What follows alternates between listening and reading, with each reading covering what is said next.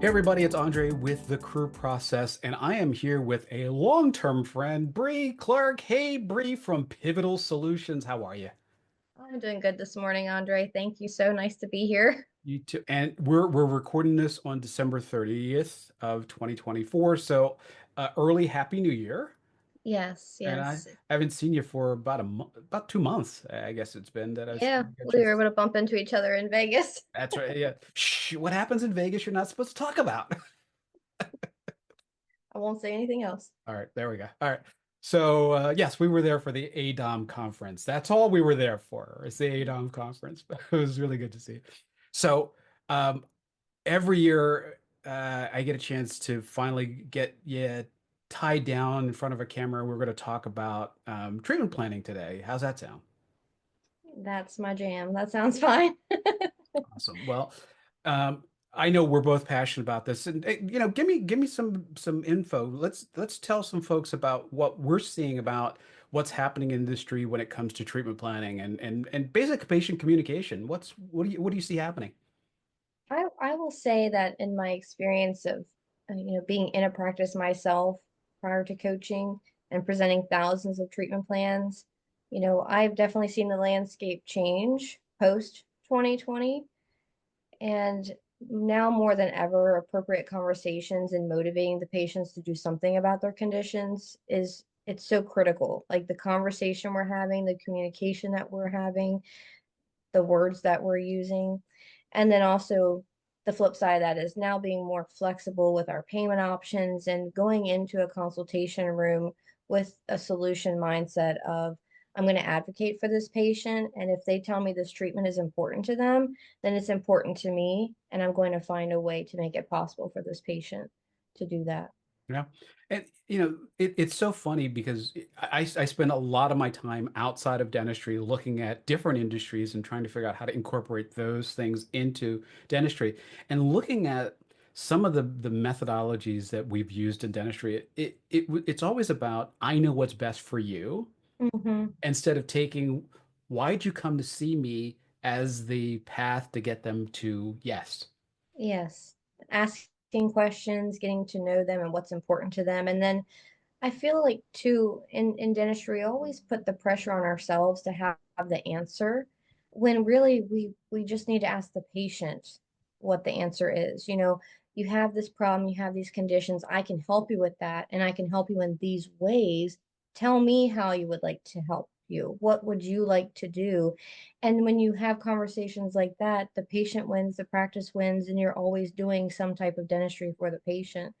Um, it's a win. And I would like to see conversations go in that direction more and more.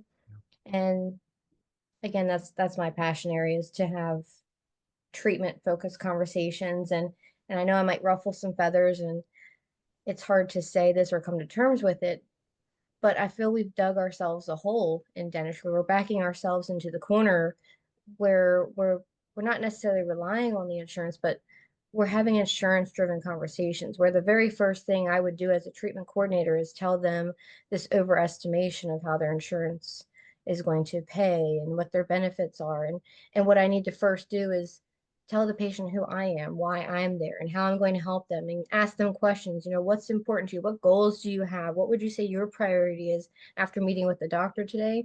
And forming that relationship first, and then saying, well, here's all the problems that you talked to Dr. Perfect about today. And here's your treatment plan, the description of what we can do about these problems or how we can make these unhealthy teeth healthy again. And then here's your total estimated investment. What questions you have? Let's talk about this.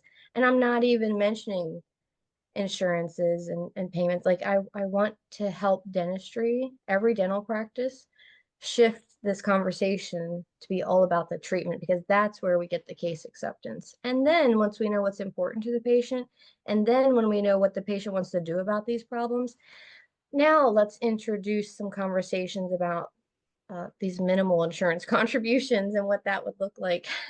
It's a big shift.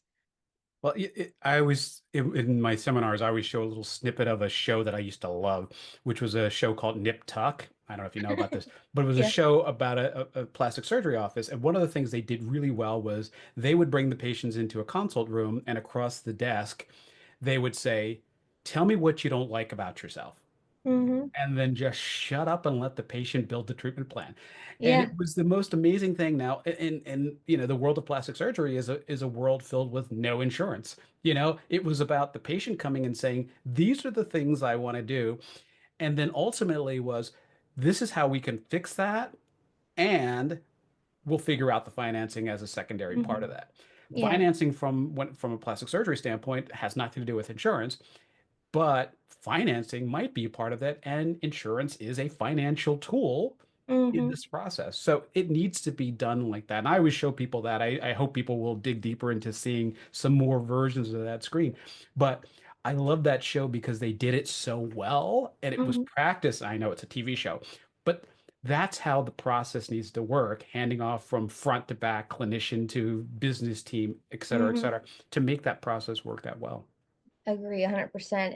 And I use examples like that when I'm coaching teams and having conversations with doctors. And I often hear this objection of like, oh, well, with plastic surgery or this type of work, patients want to be there. They're coming to terms with, I don't like this about myself. Let me go seek the answers to fix it. And it's not like that in dentistry. That's the objection. Like, people don't want to go to the dentist. People don't like dentistry, all of the things. And while there's some truth to that, I don't want to lean on that as an excuse, because just like you're saying, when we're evaluating these other fields and industries, and what can we take from what they're doing and apply it to how we're doing things and learn from that, and model it to what we need it to be. Because again, it comes down to, have we asked the questions? Have we let the patient talk and tell the story of what they don't like about their smile, so they are building that treatment plan? And now we're simply saying, I can help you with those things. So there's a lot of like what you're saying in that example, that yes, the practices that are going to say, but we're dentists and no one wants to come here. We can actually change that. And I really want to help doctors and their teams be that change. Yeah. And I get super passionate about it, And but there's I so much wish we could be people doing. I wish people in dentistry would understand that that is such a fallacy, because if you look statistically, only 46% of Americans go to the dentist regularly, which means the people who do come are seeking your care. They Yeah. are the people who want your care. 7% of insurance maxes are used a year. Okay, we understand that. But the people who are coming to your office, and Colgate did a study years ago, and you can look it up online for your state. I know in my state in Pennsylvania that your state too, that 64% of people in Pennsylvania go to the dentist. So we have a higher than national average rate. So people are seeking out dentistry. Yes, there's 40 something percent who don't in Pennsylvania, but if 60% are seeking your advice, then they have sought out the same way they did for the cosmetics surgeon Yep. your advice. Let's now take that customer to the next level. Hmm. And I feel like that's this crutch that we lean on, or this excuse, like when our case acceptance is low or our patients aren't doing anything about these conditions we're telling them about. That's what we will say to ourselves, like, oh, well, they wanted to use their insurance, or oh, they just hate going to the dentist. And you know, let's move past that. Let's look at, some things that we can really actually change and improve and do better. And it benefits the patients in the long run as well as the practice. And insurance is a part of it, but like I got a gift card for Christmas.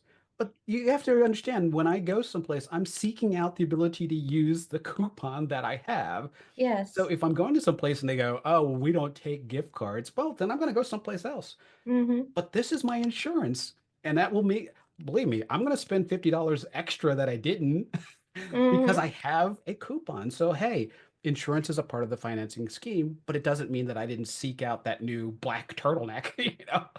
It's just who took my coupon. And that's really what Yeah. it comes down to. I wanted the black turtleneck, so I sought out the store who sold black turtlenecks, and now I'm going to get it.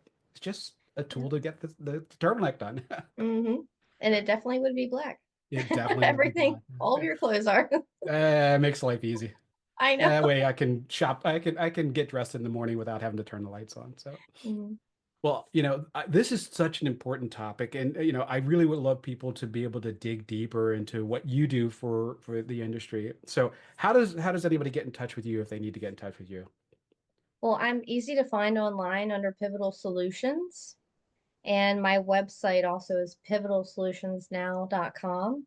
And all of my contact information is linked directly there. And I love conversations, I love connecting. So I would encourage all of your listeners to reach out to me and make sure that we know each other. And I welcome anyone to join my private Facebook group. It's called Dentistry Treatment Planning and Presentations. They can search me and find me there. I have a lot of free resources and good conversations in that group. Awesome. Well, it is so good to see you, and hopefully we'll catch up uh, early next year. Yes, I'll let you have your break and then we'll reconnect.